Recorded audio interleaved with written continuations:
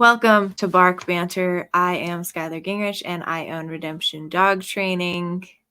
And I'm Macey Fruge, and I am the owner of BossDog Canine Dog Training. And we are here to bring you dog trainer drama and talk about dog training and possibly be funny. Possibly. All right, so dog trainer drama. You went first last week. But your turn. Are you sure? I feel like yours is turn. more depressing than mine is. I guess. Do you want to lead with depressing, or do you want to I mean, I can spice it up first if we want to do that. Yeah, spice it up first. All right. So I posted an Instagram video on my business page talking about a conversation that I had with one of my neighbors. So my neighbor came up to me. Actually, she pulled up next to my car and she was like, "Oh my gosh, I didn't realize you had a dog." I had a dog next to me and I was like, "Yes, I have several." And she was like, "Oh, well, I just like to know where all of the dogs in the vicinity live so that if they ever get out, I can bring them back." And I said, "Well, you're not going to see my dogs out. They're not going to get out." And she was like, "Well, you never know." And I was like, "Well, no, I mean, I don't let my dogs out without me." And in my video, I said, I've had other people come to my house and bring strays to my house because I have the dog trainer van and people see it and they assume that random stray dogs apparently belong to the dog trainer in the neighborhood. And I don't like it when people do that. There's a shelter literally right down the street from where I live, and I would rather they take them there. But this angered the internet, and I've got over 15,000 views on this really ridiculous video, and I've got people saying I wouldn't say they're angry, but they are trolly kind of things to me, where they're being like, "Hey, how big is that chip on your shoulder?" Or, "Do you even hear yourself?" I didn't tell the lady that, yes, I do in fact hear myself, and we have a podcast, so I have to listen to myself multiple times on recording. But yeah, so I angered the internet in that way. I think that is stupid, and also I think it's valid. Valid in the sense of your concerns. I mean, I can't tell you how often I get called about dogs people don't want anymore, and I'm like, well, I don't want them. I fix everybody else's dogs and it goes home to them. I don't want a dog that has a problem that is mine. Also, I don't want to get stuck with a stray. I mean, it's not that strays are not wanted. There's a place in certain people's hearts for them. I have 6 dogs. I can't take every stray that comes in. Plus, I got everybody else's dogs. If you bring in a dog to my property that is not vaccinated, that we don't know how they react to other dogs, that we know nothing about. I don't want that on my property. So that, I mean, I understand your fear. I think maybe the internet just didn't understand the conversation. Yeah, I mean, a lot of people told me I was rude to my neighbor, which may have been true. I may have come off a little bit defensive, I guess, maybe. But it startles me when people pull up next to me and start talking. Yeah, I get that. In the same way that, if I get a phone call while I'm driving, I've literally had people, try and call me while they're driving behind me. Oh my God. Yeah, because I have my phone number on my car. And so, people will try and call me, while I'm driving. And then they'll, honk and be like, "It's me on the phone." I'm like, I don't want to talk to you right now. But, you could leave a message. I could call you back. You could fill out the contact form on my website and we can talk then. God, I barely get people who call me off my van. But also, your car's decal is a lot prettier than my little van sticker. So. My decal is it's insane. I've gotten a lot of people who are like, "You train aggressive dogs." And I'm like, "Yes, but I train them to not be aggressive. I don't train them to be aggressive." Because I've had people ask me that too. They're like, "Hey, you teach dogs to bite." And I'm like, "No, I teach dogs to not bite people."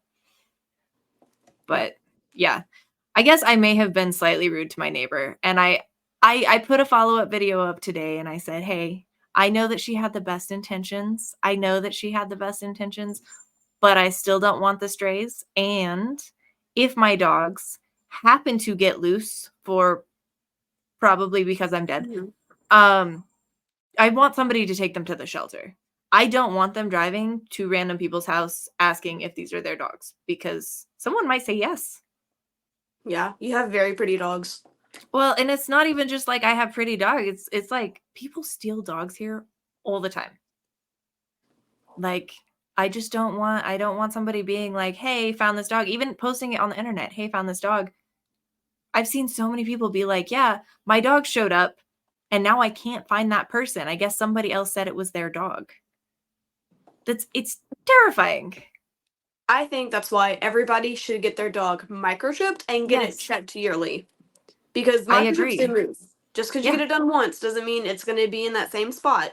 And usually when they're checking for a microchip, it's just a quick do-do-do-do over the back. So if your microchip moved from the back all the way down to the paw, they're not going to be like, look, your paw. Yeah, so, that's true. Yeah.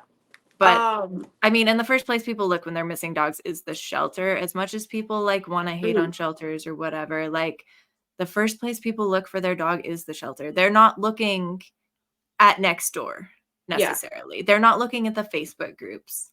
Now, I'm on all the Facebook groups and I'm on Nextdoor, but like most people are not. The first place they're going to look for their dog is where you're supposed to take a dog, which is the shelter. I tried Nextdoor. It's not very popular down here. It's terrifying up here. What, the Nextdoor app? Yes. Why? It's terrifying. You get a lot of people who just want to be like, yeah, this gray car parked in front of my house today. And you're like, I mean, okay, is the parking in front of your house like illegal or something? God, that sounds weird. It's a lot of people being very concerned about things that, I mean, they could be concerning, but are usually not concerning. Yeah. Okay, alrighty. Well, there was something I wanted to add to that, and I forgot. Okay. I don't remember. Oh, well, it's your turn. Yay. For your depressing drama. So my depressing drama is, I mean, it's kind of drama back from last year that people already know of, just because it made national news. But it's something that I find that today's dog trainers in my area are still finding stories out about, or still coming forward with evidence. Basically, for the people that don't know, is that there was a big time trainer here in Louisiana that got outed for some very serious dog abuse to their clients that they called training. And it wasn't training, it was abuse. And that's coming from somebody who would never ever do what they would do. That's coming from a lot of other trainers who would never ever do what they would do.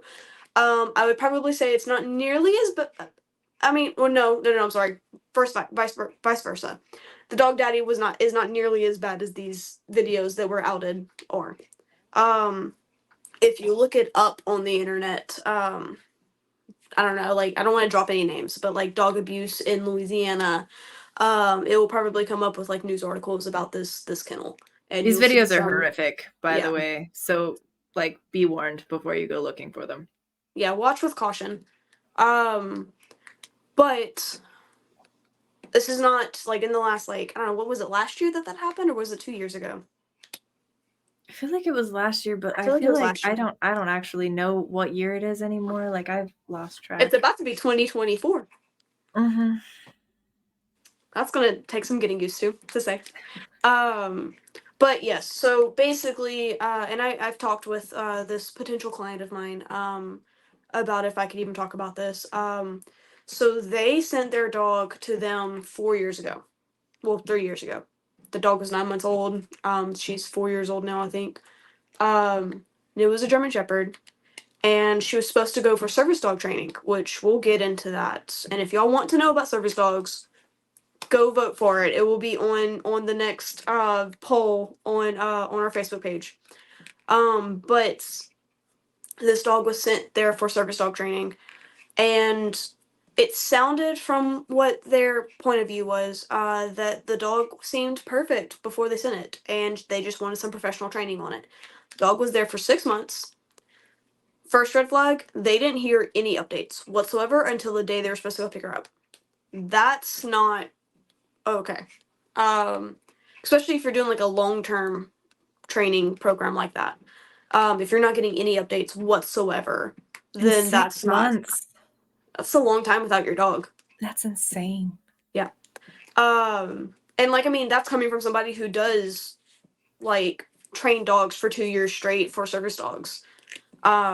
But typically if it's not a dog that I am selling to somebody fully trained, it's like a client's dog that they brought to me as a service dog, I break it up in like 6 to 8 week intervals, and they come in for certain levels of training multiple times throughout the year. So they go home and they practice at home before they come back to me.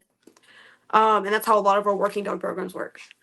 But when they got the dog back, they basically had to immediately go to the vet. When they got her back, they said that she was just peeing constantly all over the place. I don't know if out of fear or out of infection.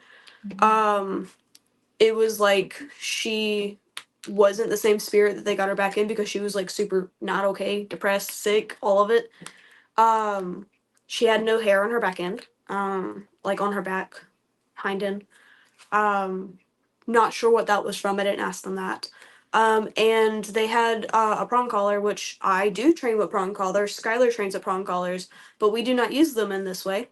And basically the prong collar was left on the dog, I'm assuming the entire time. Or maybe the dog got stuck in a kennel, and when I say stuck, I mean like put in a kennel and just left there, and they forgot a prong collar on her for a few weeks. I don't know how long the prong collar was on there, but when they got her to the vet had to take the prong collar off. And she basically had scars all across her neck and pressure sores the whole way around. And this is why prong collars get bad reps, is because trainers do shit like this, or trainers, not actual trainers, trainers that like to call themselves trainers and think they know what the fuck they're doing. And this is why it takes a lot of learning for us and a lot of education, and a good dog trainer is never going to leave a prong collar on a dog overnight, things like that. Prong collars are wonderful when used appropriately and whenever you're very safe with them. I have quite literally refused to give a client a prong collar because they showed me through their characteristics that they were not going to be safe with their dog with this prong collar. So they didn't get it, because I was like, you're not going to just put on a dog and leave it there. Those sores that, if neglected, from like collars like that cause pressures, it's just a pressure sore. Meaning, I say just a pressure sore. I mean, it's not like, oh my god, just a pressure sore. It's not that serious. It's more so just they left the collar on, and because the prong collar does need to be snug, if it stays on the skin and rubs and rubs and rubs and rubs and rubs and rubs for 4 days straight, for a week straight, for months straight, it is going to embed into the skin just like a very tight nylon collar would. Or even a very tight harness. If you never take the harness off the dog, it's going to start rubbing raw. Even regular collars I've seen. Yeah, I've seen those more so when I was working at a hunting dog kennel. If the collars got left on too tight and we had growing puppies, I say we. I know I checked collars constantly for that reason. But if they did get missed because they had 40 dogs they were taking care of, in a kennel, then the collars would get like very sore and oozy down here, because it was causing a rash basically. And that's what those pressure sores from a prong collar would cause if you left it on 24/7 and neglected it and did not take it off. And I was appalled. I was like, damn, I've never heard somebody's personal story dealing with this. And that's horrible, like as far as like using tools, there is a level of safety that you have to recognize when using them. You can't just throw a collar on a dog, any collar, whether it's a slip lead, harness, halty, prong collar, e-collars, harness. You can't just throw in a dog, leave it on a dog 24/7. You know, like I've seen mild cases where it just rubs the fur off. I've seen or heard, I've never seen extreme cases of that. I personally have never had a prong collar do that. And it's not that it's poking the skin and breaking the skin. It's just that somebody didn't take it off. They just I've left it on. definitely seen irritation from prong collars, especially with like shorter furred dogs. I've seen dogs with sensitive skin, and Mm-hmm. as soon as they start showing that they have sensitive skin, it's usually bullies and pitties. Mm-hmm. I've had a cur, Mm-hmm. like cur type dogs. So yes, the thin skinned dogs, Yeah. thin furred. I have noticed that like if they have sensitive skin, then some dogs may even be allergic to that Yep. Some type dogs are of. allergic to the metal. Mhm. Usually some plastic cups on the little prongs Mm-hmm. make fixes that, or even switching up to a plastic prong if you absolutely have to have a prong. It Yep. just really depends on the dog and the situation and why you're using that tool. But at any point, should you never leave a prong collar on a dog 24/7. Yeah, absolutely not. You Uh, should not leave a prong collar on a dog that's unattended at yeah. all. But I mean, there's just other accounts of stories. No, these particular people, they did not get into the suit against these people, this training facility. They basically got their dog back like I think a year before they were outed. I think they said. Thank their lucky Um, stars that they got their dog back and yeah, let it be. honestly. And that's another thing. Talking about red flags, like I've heard of facilities where dogs die mysteriously. Yeah. Like these are the reasons why people are nervous about doing board and trains, but Mm-hmm. that's kind of why being upfront and being in contact with your clients as much as possible, any little changes, like I mean, something as simple as like if a dog's not eating, I'm telling my client. I'm like, Absolutely. bro, hey, your dog's not eating. I don't know why they're not eating today. We'll figure it out. Mm-hmm. Um, or even like if they have like runny poop, like, hey, your dog has runny poop. My biggest fear as being a somebody who boards dogs is bloat. I've never had a dog bloat, knock on wood, Mm-hmm. but that's my biggest fear is having a dog bloat on me because that's like if you don't get to the vet fast enough, it's a 50-50 chance if you Yep. even get to the vet fast enough to make sure that a dog doesn't die from bloat. Mm-hmm. Um, so I mean that's like my biggest fear there. Yeah. But like I said, as far as like my depressing story, I guess where I was going with this was just make sure you're vetting your facilities very much. Make sure that you are like hear from other people's experiences, search them online. Do as deep of a detail as you can possibly. Make sure that you're upfront. Like when I say upfront, I mean like make sure that person, as far as a trainer, is upfront and communicating with you and explaining all the details that your dog's going through. I mean, like I can show you like days and days and days of like me talking to my clients about what their dog did that day or how their dog felt that day or what happened, why, even if they had a bad day. If we had a bad day training, I'm going to tell them, Mm-hmm. like, hey, your dog didn't do too great today and I didn't do too great with him today and this is why. And tomorrow, this is what we're going to do differently. Like I go into detail while the dog's with me on everything that's happening with them.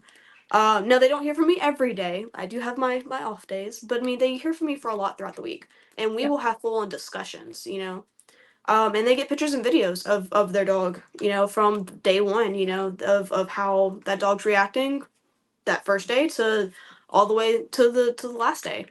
Um, but like I said, as far as like my depressing drama, like I said, that was just a really heartfelt story of a dog that definitely got messed up. I also have another client who bought a dog off these people. They were breeders. They were like the facility like was really big into like breeding and showing and police work and like all the things.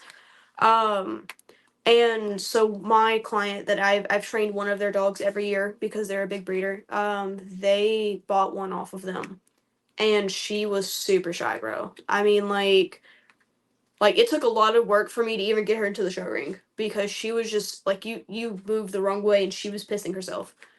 Like yeah, it was rough whenever I met her and whenever we all were talking about her. She's a lot better. She's still shy, but she's a lot better. She didn't do like a really big program with me. It was more so just they wanted her in the show ring a little bit before she had her first litter of puppies. So I just did a lot of like bonding with her and a lot of socialization, getting her used to being out in public, which was not a thing for her apparently. Um, but yeah, that was it. There's a lot of other stories that people put out there that they've dealt with. There's another facility as well that is still ongoing. Um, that has been blasted on social media a lot for how he treats animals, and I don't think I think he just doesn't do anything. I think he takes like his thing is he takes people's money and he like just doesn't train the dog and doesn't or he only minimally trains it and people don't realize like they can be paying for somebody more expensive like me and getting so much higher quality of training. And I think there's some pictures or videos going around of like dogs not being taken care of. Like not necessarily like abused per se, more so just neglected, I guess. Like where they just were just left for like days on end in their own poop and pee in like small crates, things like that. That's insane. I think it is absolutely insane. I'm not at any point do I think it's okay, but these are reasons why trainers get bad reps. Because people hear all these horror situations whenever they finally do get outed. And that is why I try to be completely as upfront as possible with all of my clients. I tell them where I live, I tell them how I live, I tell them where their dogs are staying. I tell them how often their dogs are getting let out. I tell them how often their dogs are getting walked and play dates. Like I do the whole shebang. Like I want them to know completely upfront everything before I ever take the dog. So Right. they know how many employees I have. Like yeah. Yeah, upfront is definitely it's the best way to get a trainer who's actually like in it for you is somebody who's going to be completely upfront about things. I obviously don't board dogs, but I have also heard some client horror stories from some people who do. Yeah. And that's another thing. Like, if you're a trainer or an upcoming trainer, the best thing you can do is be upfront. I don't care if a dog ripped a nail and you're worried about how that nail got ripped. Your client's going to understand if you're upfront, but they're not going to understand if you just don't tell them. Yep. Like I said, and this has come from somebody, like, I do get a lot of clients that are very much, I love my clients. I love every single one of my clients. I get a lot of clients that are very much just like helicopter moms for their dogs, and I love it. Don't get me wrong, but like I said, if I wasn't upfront with them, they would be like panic attacking without their dog. Like it's one of those things that you just absolutely just if you're going to be a trainer and you're going to do this, like be fully upfront about everything you're doing. Explain, send all the pictures and videos. If you're doing boarding and training, even if like for your day training, I would pictures and videos the whole time. Like Yep. I don't know how many pictures and videos you go through, but my phone storage hates me. Oh yeah, no, everybody gets at least a picture every single time I go, and if not more, and then I post Instagram videos and like there's so much. Also, I want to add to what you said because you said trainers. I'm going to say anybody who deals with any kind of pet, you should be upfront with your clients 100% of the time about everything that is happening. Yeah, I mean, I got horror stories about people who groom dogs, about people who board dogs. I have horror stories about people, just vets. Like, I have a friend of mine whose dog caught adult parvo, and thankfully her dog survived. But when she got her dog back, I guess they used like dirty needles or something. I don't know. Somebody wasn't as diligent as they should have been at the vet office, but he had like an infection where they were sticking the IVs. And then they made her pay for it to fix it. Yeah. So I do not recommend people going to that vet. I don't tell them exactly why, but I just like haven't heard good things about them. Maybe don't go to that one. Yeah.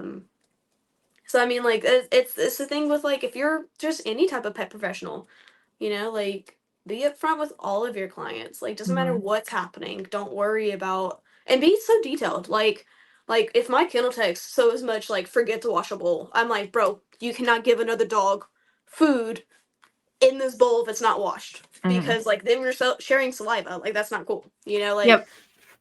Like even poop. Like we right now we're still building our outside dog kennel. So we have 4 dog runs, and typically we have a little bit more than 4 dogs out there.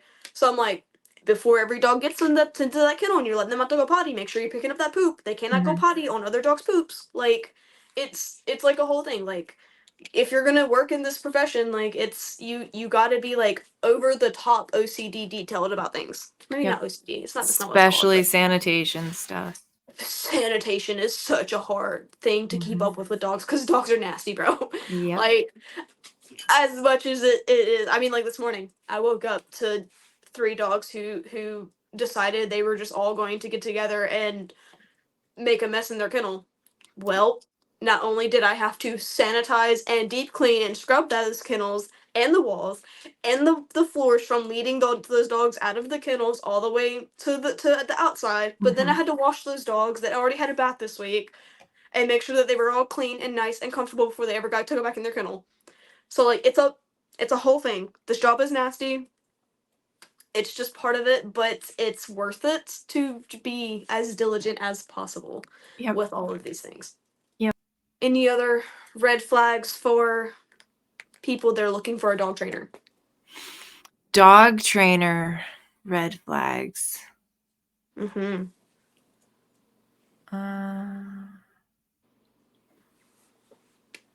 I don't know if I'm gonna like say anything specifically is a red flag. I am gonna say like you need to gel with your trainer. Like you guys need to be on the same page about things. And you need to be very clear about those things because it's only happened to me once, but like I had a client who she said she had a previous trainer and she like trash talked this guy, and then I guess she was uncomfortable with something that I did, and she texted me afterwards to like tell me, which like I put it in my welcome letter, like if you're uncomfortable with something, I need you to tell me right then.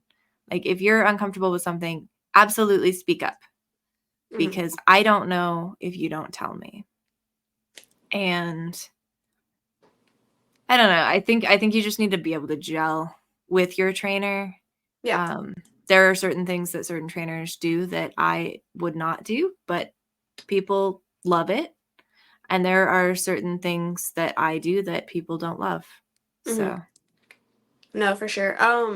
Yeah, gelling is important. Like, yeah. I don't sign any clients up without doing an evaluation first. Yep. And that's like, I mean, a consultation, evaluating your dog, consultation with the client. Yeah.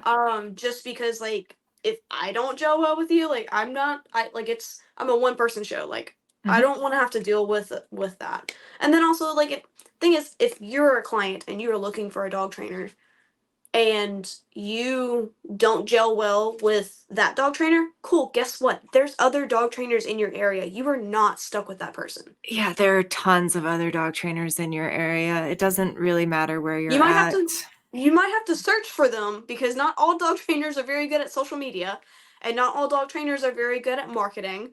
Mhm. But there are other dog trainers in your area everywhere you go. Yep. Um, I don't think I've ever been to one place and not been able to find a dog trainer. Our topic for today is mental stimulation. My favorite thing to talk about. It is. And I mean, everybody voted on our Facebook poll, and we Mhm. also got a comment on the last video wanting mental stimulation. Yes, that's one of my So, clients. yeah. So, mental stimulation it is, and don't forget to go to our Facebook page and vote for the next one. Yeah, absolutely. And if y'all have any suggestions on what y'all want to hear and it's not on the poll, comment it. Yeah, for sure. Put it down there so we can put it on the next poll and make it a suggestion. For sure. All right, mental stimulation, it's also known as a million other things. Enrichment Mm-hmm. being the most common of those things. Do you think mental stimulation is anything specific? Yes. Um, like, are you saying like, is there like a specific exercise for that, or are you talking about like a specific definition? Like a specific definition. Would you say that you have like specific criteria that you would put mental stimulation in? I guess so. So I always explain it as um, mental stimulation is not the same thing as physical stimulation. People are not understanding that a lot. Walks don't always, or exercise in general, does not always mean that you are exercising the brain, which is where your dog's energy more than likely is stored. Not always physical, which is running and jumping and working the other muscles. Um, I try to make that a big point to a lot of my clients whenever I'm just describing what mental stimulation is. Um, because it's a muscle thing. It's a game thing in the brain. It's not like taking your dog for a run and a hike. Now it can be if your dog likes to smell things. Yep. Sniffing is very much using their brain. Like it's using their nose, but they're painting that picture of their world. They're investigating things. They're experiencing whatever was right there 24 hours ago, 48 hours ago. We don't really know how in depth a dog's nose can go. Science isn't that excellent on dogs as it should be. But I mean, sniffing, if your dog's a big sniffer, cool. A hike, a very slow hike of like going and smelling things and investigating, like that's working their brain. They're going to be so tired when they get home. But if your dog's like just bolting, just going down that trail, just running, cool. Guess what? You're building an athlete. Yeah. Like you're gonna get a dog who needs to do that more and more and more and more and more every time you go out because their muscles are tearing down, breaking, and then building, which means they're gonna have more muscle that needs to wear out and more and more and more and more. So running your dogs at full blast isn't necessarily mental stimulation. Now, if we're talking about huskies, there's a difference, you know? Because, I mean, for them, like, I do think that mental stimulation is based on genetics too. Like, what does this dog truly enjoy? What is working their brain, you know? Um, so, I mean, like, yes, I do think there is a form of a definition. Do I know how to word that definition? Not quite. I did, however, write a blog on my thing, and maybe that was so long ago that I wrote that. Maybe I did put a definition down of what mental stimulation was. Let me go see real quick. And for everybody wondering, Skyler writes way more blogs than I do. I have a Not total. anymore. No. No. I mean, I think I've written like 3 this year, which was I have a sad. total of 3 since I made my website. Oh, I mean, I have more than that, but no, I have too many things to do all at the same time. And then we just added a podcast onto it. So That is true. We did just add that. The importance of mental stimulation. Haha. What is it? So what I wrote was what is mental stimulation? A tired dog is a good dog. So how do you achieve a tired dog? Mental stimulation enriches the mind by giving the dog a challenge with any new or difficult ideas or activities. Remember when you were at school all day, then got home and just felt the need to take a nap or just chill out? You were mentally stimulated at school by being in a learning and challenging environment. We can apply this opposition to our dog's everyday life as well, resulting in that tired dog as mentioned earlier. I like So that. that is what I wrote. Nice. I don't know if it's necessarily a definition of mental stimulation, but I feel like that paints a very clear and good picture for mental Mm-hmm. stimulation. Cool. Yeah, I like it. I also think that mental stimulation is so like you should also physically stimulate your dog. I'm not saying don't exercise your dog. I think it should be like 20% physical and the rest mental, in my opinion. Yeah. Like a good 20-minute walk, depending on how much your dog needs, an hour walk. And then the rest of the day working their brain. Yep. Yep. I agree. What is your definition of mental stimulation or enrichment? So for me, mental stimulation is basically anytime you're teaching your dog anything and or letting them use their brain themselves, which, yeah, that can be sniff walks if your dog enjoys sniffing.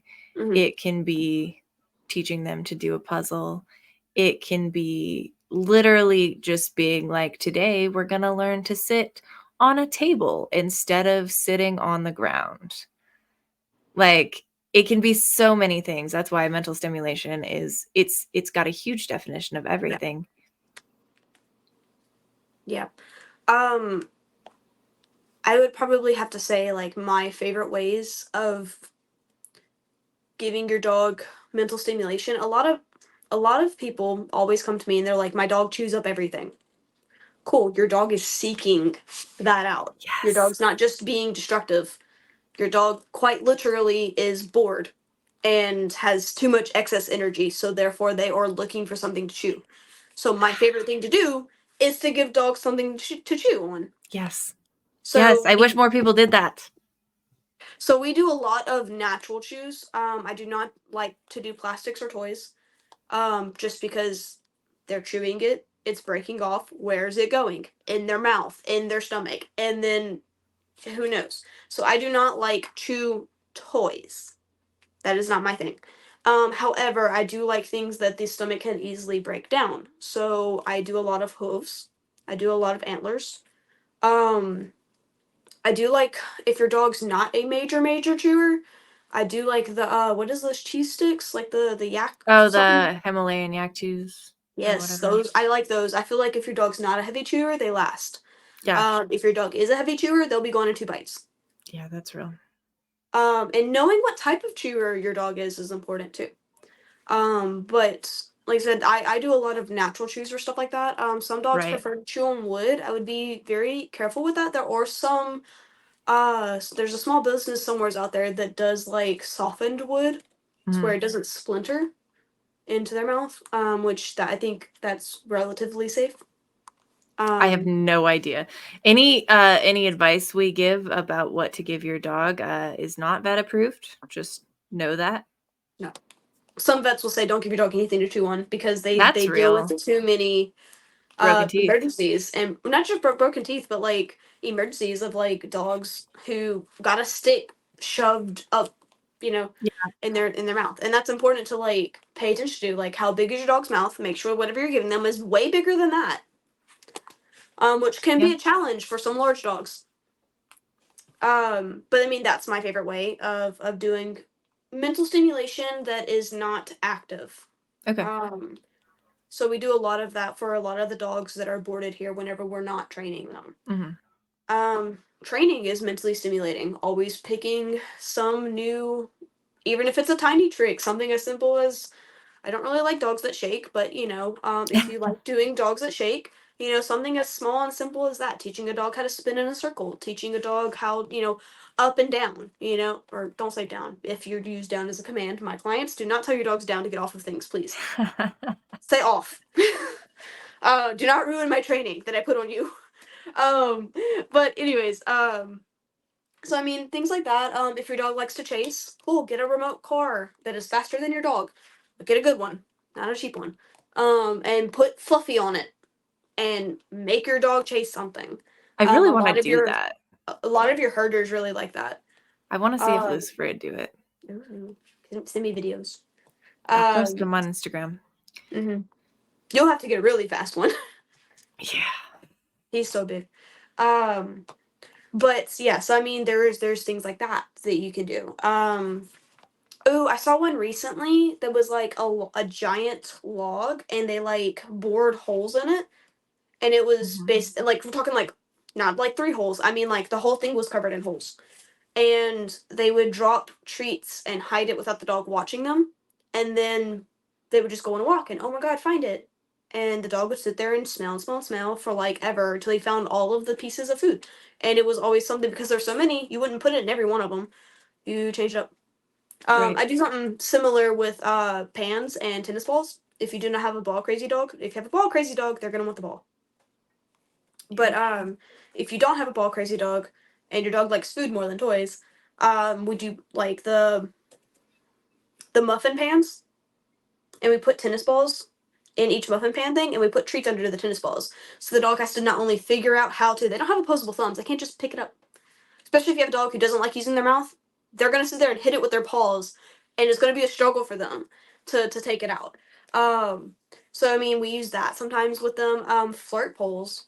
Flirt poles are really good for dogs that like to chase and grab things if you don't have a remote control car. And for those who don't know what a flirt pole is, look it up.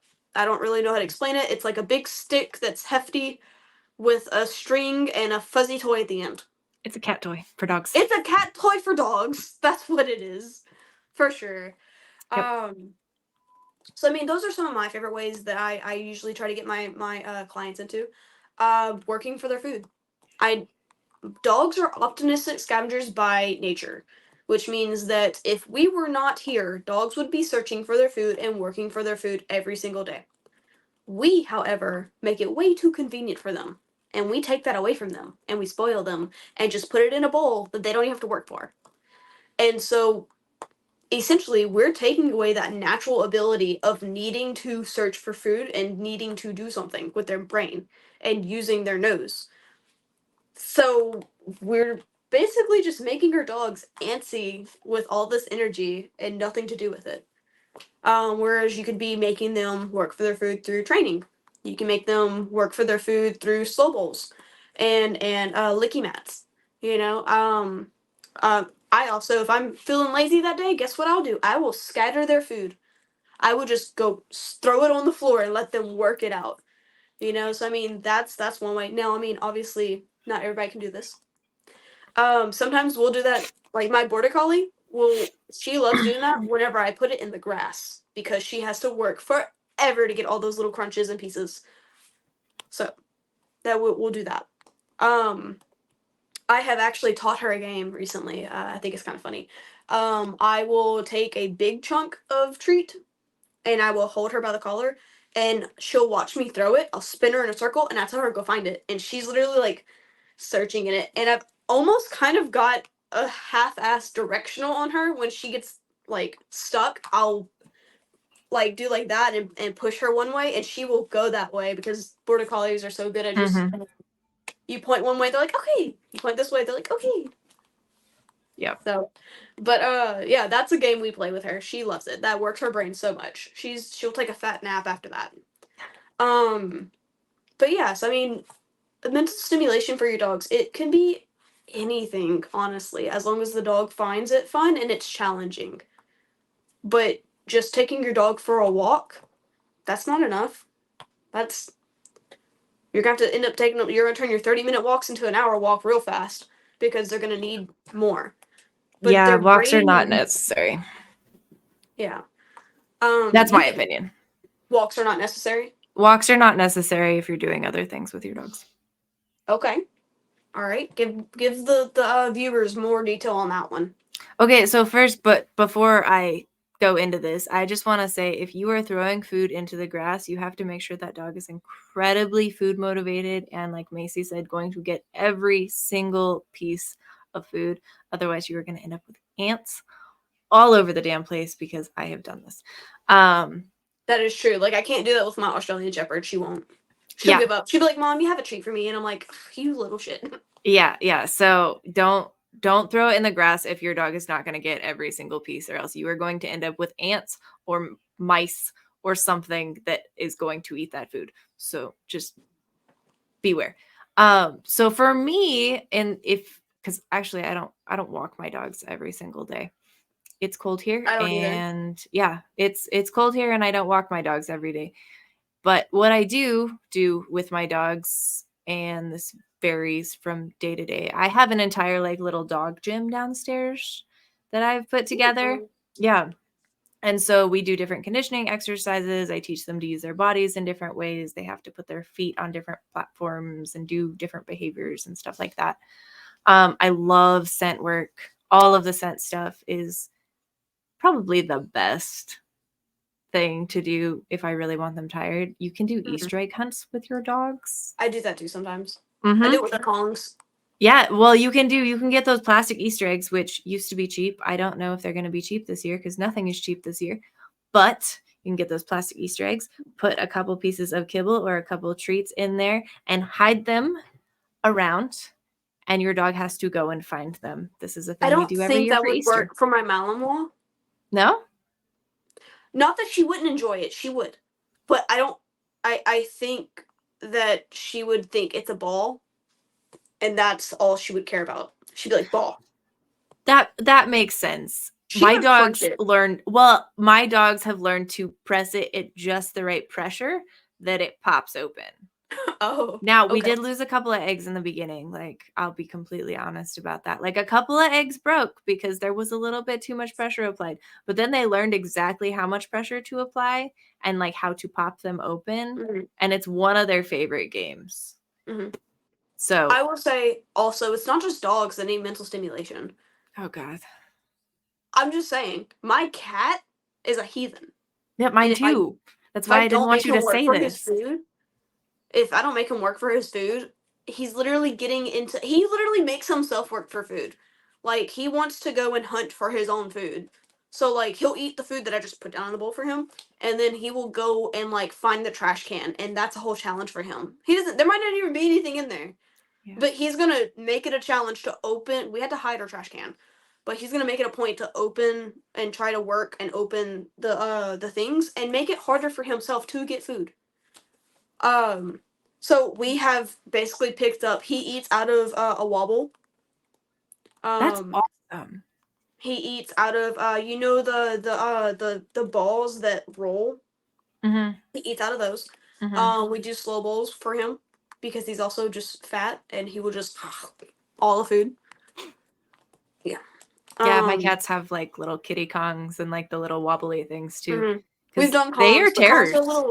Kongs are a little too easy for him, unless we're doing like wet food and freezing it. But then he's not like then he will give up on that very easily. Don't So. freeze it. Just do wet food. I don't If you know. do the little tiny, they've got kitty Kongs or like the Mhm. senior dog Kongs. Like I put the wet food in there and they still have to like squeeze it out and like figure out Gotcha. how to get Okay. into it. Okay. Yeah. Yeah. And for everybody listening, I am a huge Kong fan. Kongs Oh are yeah, we amazing. both love Kongs. Kongs are awesome, and they have all different types of things that you can do to make your dog work. Buy all of them. You should go spend all of your Christmas money on Kong supplies for your dog. And not the. I mean, you can do the toys if your dog really likes toys, but I'm talking about like look up the interactive toys or feeders. That's what you want to look for. There's your keyword: interactive feeders. I also like Topples, which is what I was confusing. My brain was confused, but Okay. Topple's a different brand. Oh. Well, I guess Topple's not technically the brand. The brand is Westpaw, but Topples they're easier for dogs who don't like to work as hard, so they're more open. Mm-hmm. And you put the stuff in them, and you can freeze them or not freeze them. But your dog doesn't have to work as hard with a Topple. Gotcha. Okay. Another option. Cool. Yeah, so let's talk about like different breeds who specifically have certain ways of mentally stimulating. Themselves or us No, mentally like stimulating. like us, like they were bred for a job, and Mm-hmm. that job is it like whenever you take a dog and you don't give them a job, and they're bred for that, they go kind of cuckoo and crazy. Mm-hmm. So we talked about earlier, all your herders would probably really like a little race car to chase after, Yep. right? Okay, your Yep. retrievers, it's one thing to throw a ball back and forth. It's another though if you're throwing that ball into really tall grass and then spinning them in a circle and then sending them off to go find it, and they have to use their nose. I like that. Or into the woods. I live out in the woods, so I'm always with my little lab. I'm always taking it. She watches me throw it, and I'll throw it into the woods, and she had like as far as I can, and she will go find it. Mm-hmm. That wears them out within 15 minutes. Like that's a good one. My Malinois tug of war. Yep. It's more of a physical one, and it's not just me. Just ooh, you bit it. I'm like physically like if we're tussling. You know, like if they have a good grip on it, then I'm gonna make it harder for them. You Mm-hmm. know, I might win some, and I might take it away from them and run away, and then they get it back from me, and then they might win some if they actually try hard enough to win it from me. Um, I learned this from J Jack. Whenever me and Skyler both went to his workshop, and I will say that if anybody wants to really learn how to play with their dog the right way, go to one of his things. J Jack or Ivan? Yeah. So J Yeah. Jack or Ivan Balabanov. Yes, they are amazing at They are describing the this, play and guys. they are the play guys for sure. And it changed the whole way that I played tug of war with my dogs, honestly. And it's fun for both of us. It's almost like we're two kids literally wrestling each other. Yep. It's so fun. That's very good for them. Your hound dogs, lots of scent walks, lots of scent work. Like that's what they were bred for. Mm-hmm. So I mean, I don't know what's some other ones that are your huskies. Cool. Go ski joring with them. Go bike joring with them. Skateboards. So we take ours on a skateboard. She Nice. gets to I pull would us on a bust skateboard. my ass on a skateboard. Luckily, my husband is he's pretty good at it. I take her, but she's a lot gentler with me because she Okay. knows that I will die. But yeah, with her, yeah, with him, like she will go and she's Hmm. just going, and it's her favorite thing to do. I say like bully breeds, terriers, pit bulls, that kind of thing. Tug is also like a big one for most of them. Yeah, I found a lot of them, like I have fixed reactivity by just giving them an outlet for that energy. Yeah. So Like I get a lot of people who call me over Malinois and Shepherds that mhm. all of a sudden started biting people. And I mean, they're bred for that, essentially. Yeah. And some of them have fear issues and that's why they're doing it, but a lot of them that I meet, like they're not fearful. They just have a reactivity issue that they picked up because they learned that biting's fun. Yep. So we just gave them an outlet and they chilled out with that because they had a way to get it out of them. Imagine if you were, as a person, you had a passion for something and you were told you could never fucking do that. You're gonna go crazy. Yep. Why is it not the same thing for your dog? If your dog really, really, really enjoys something and they are bored out of their fucking mind, then they're going to be destructive. They're gonna be annoying. They're gonna be obnoxious. They're gonna get into all the things you don't want them to. They're gonna go find something to do. Yep. So The big thing about this is if your dog is doing something specific that is like driving you up a wall, it's likely some sort of need. mhm. I get it a lot with people who are like they do zoomies. A lot of the time they'll be like, "Oh yeah, like my dog like zooms around." That is because they need to do something. Mhm. Likely they need to get that energy out somehow. So get Yeah. out a flirt pole, get a freaking RC car, like do something where they can actually get that energy out. And I promise you it's not like a training issue. You don't have a bad dog. It's because Mhm. your dog has needs and they're trying to get those needs met however they can. Yes. Yeah. Dogs that Oh my shred paper. yes, dogs who shred paper, they need to shred things. But what I was saying was dogs that shred. Here's an idea. Give them a head of lettuce. I love that. Somebody told me that years ago, and I have loved it. Yeah. Just let them shred. Or, I mean, you can do cardboard, but I mean, it's still Coconuts too. paper. Hmm? Coconuts. Ooh, okay. That we don't get a lot of those out here. So, But you buy them at the grocery store, Macey. I don't go shopping.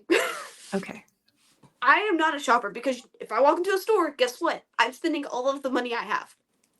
I'm trying to think, what are some other specific breeds that have like very specific needs that need to be met? Doodles. And this is the ones I see specifically. I don't know if you have the same experience, but the ones I get almost all need tug. Ah, They almost all need some sort of cooperative play. okay. And like it's literally every doodle I get in my program needs some sort of cooperative play in their life. And yeah, so just as a thought, because they tend to be one of the more challenging Yeah, they are. types of dogs. Certain breeds have a proclivity towards small mammals, Mm-hmm. Greyhounds. hunting and or Hunting dogs. killing small animals. Mm-hmm. And that is the same like kind of flirt pole, RC cars. Now, I've seen RC cars not work if it's not set up correctly. Mm-hmm. But yeah, so like flirt poles are really good. even literally just like running around your backyard with something that is fuzzy and small is really good for stuff like that. Yeah. Get you a fast cat setup. I'm pretty sure they sell They're some cheap ones. expensive. I'm pretty sure they sell some cheap ones. They don't though. Okay, but it's The still Swift Paws one is like $250 to $400. I still think that's fair. Well, I agree with that. I'm just saying you shouldn't have it dog set up in your yard. If you have a dog who has needs that needs to be met and you want to invest into it, that's a good investment. You're going to have to take it down every single time though, or else they're going to hurt themselves. I think if you have a dog that needs that, talking about like with the small animals and whatnot, I think you should get into the AKC stuff like Fast Cat, Barn Hunt. Barn Hunt. Yeah, Barn Hunt was where I was going with that. Barn Hunt is a really good one for dogs who need that outlet.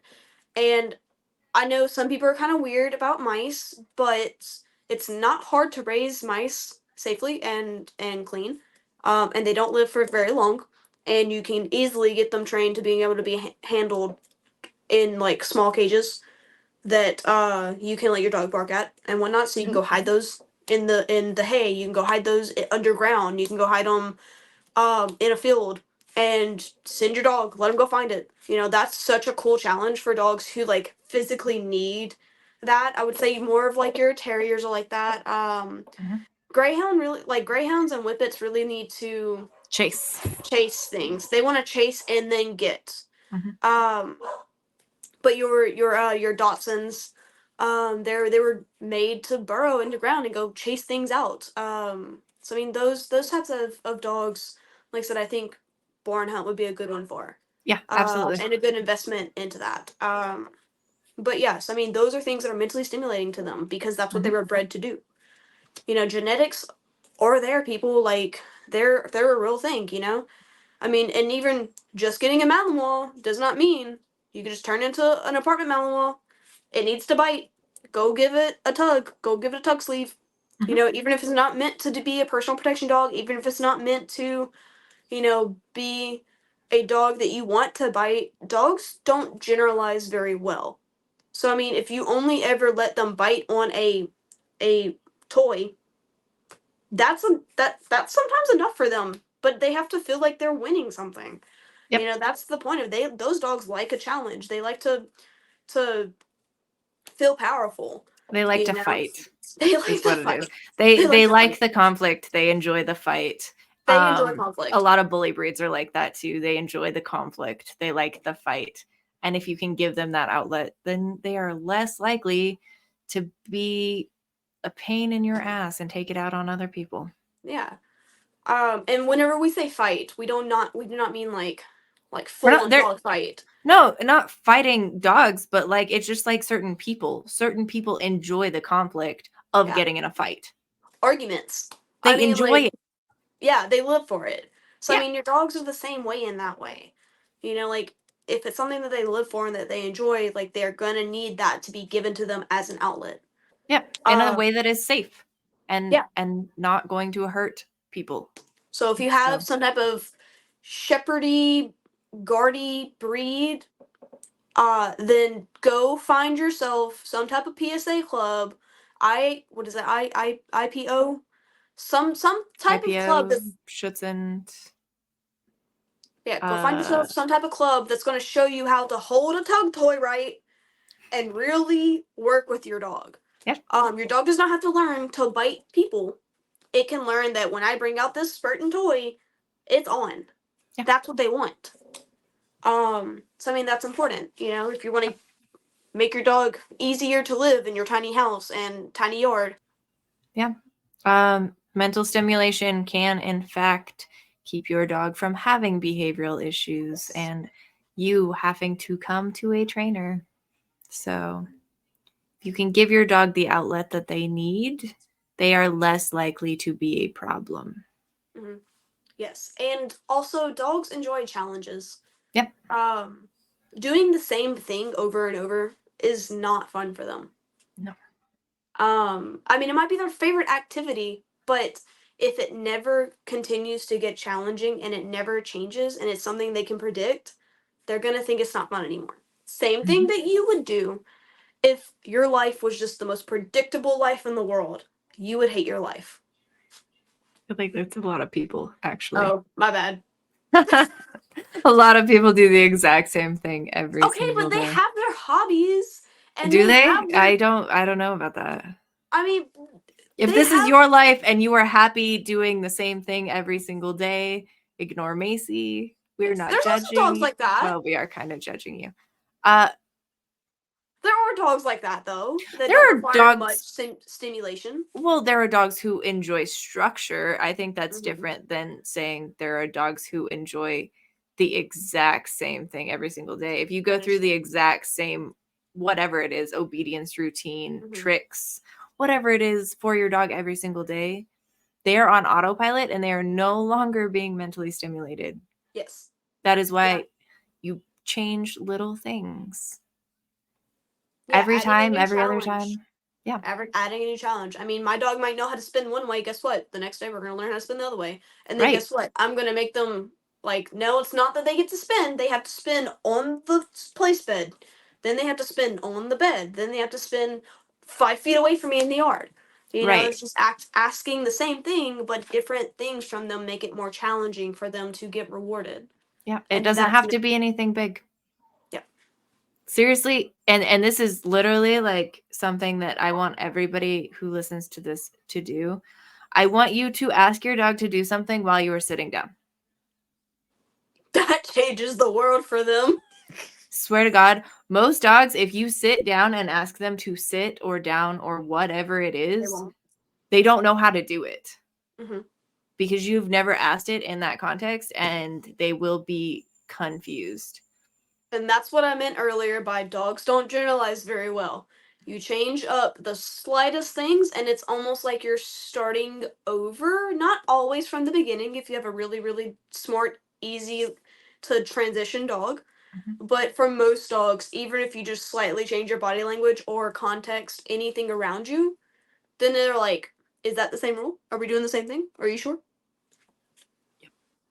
Yep. All right. Well, I think we should wrap it up for today. We spent 30 minutes talking about trauma. So if you want more mental stimulation, tell Macey because she's in charge of that. Oh, God. I am the mental stimulation queen. Yes. You can find us at Bark Banter Podcast on mostly everything. Instagram, Facebook, TikTok. You can email us at barkbanterpodcast@gmail.com. And I am Skyler, and you can find me at Redemption Dog Training LLC on both Facebook and Instagram. The Instagram is better. Where's your website? Oh, and I have a website that is not going to be useful for anybody who's not in Denver, but it is redemptiondogtraining.com. Her blogs, the very few that she does have, are very interesting, and they are helpful for anybody that's not in Denver, so you should definitely go check that out. Sure. All right, and as a farewell to everybody, my name is Macey Fruge. I am the owner of BossDog Canine. You can find me on Facebook and Instagram at BossDog Canine Dog Training, and that is BossDog is one word, and the letter K, number 9. You can also check me out on my website at BossDog letter K number 9.com. That's about it for everywhere you can find me. And yeah, engage with us. We'd love to hear from y'all. I'm waiting for whatever sign off you've decided this week. Watch you later.